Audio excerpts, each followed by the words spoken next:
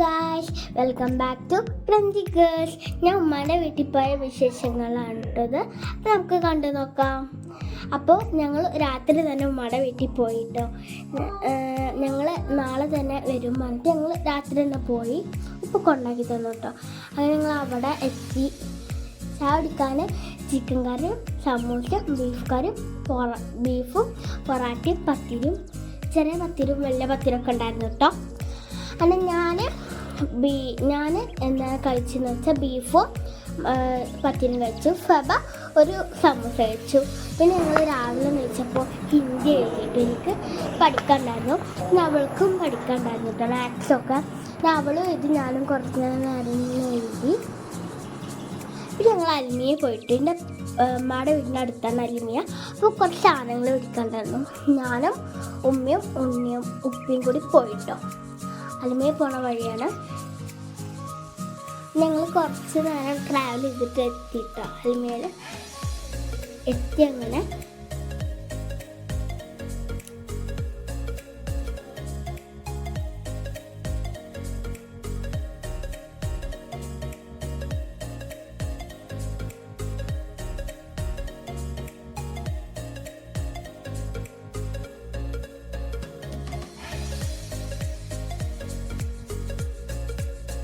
അങ്ങനെ ഞങ്ങൾ അലിമയുടെ ഉള്ളിലേക്ക് കയറി.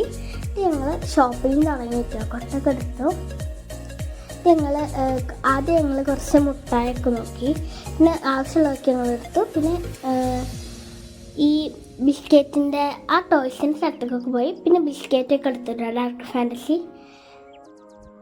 പിന്നെ ന്യൂട്ടലയുടെ ഭാഗത്തേക്കൊക്കെ പോയി. ഞങ്ങളൊന്നും മേടിച്ചില്ല. പിന്നെ ഞങ്ങൾ റംബൂട്ടാനും പേരയ്ക്കും ഒക്കെ മേടിച്ചു. അതൊക്കെ മേടിച്ചിട്ട് കവറിലിട്ടു. നല്ല റംബൂട്ടാൻ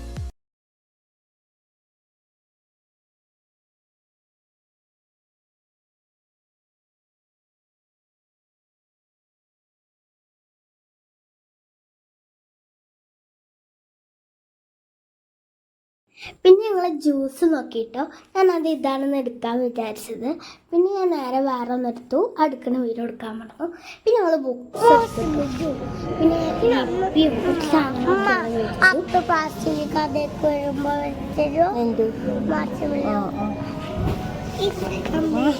പിന്നെ ഞങ്ങൾ ബില്ലാക്കാൻ പോയിട്ടോ. അവൾ ഓരോന്ന് എടുത്ത് കൊടുക്കുന്നുണ്ട്. ഞങ്ങൾ മറ്റേ ജ്യൂസ്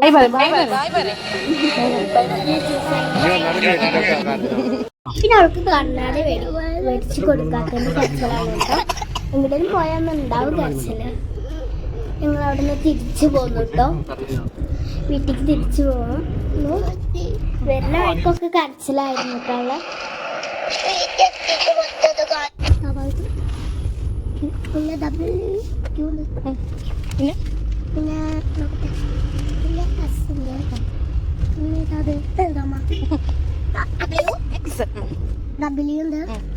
പിന്നെ ഓരോ സീറ്റായിട്ട് കേൾക്കാനോ.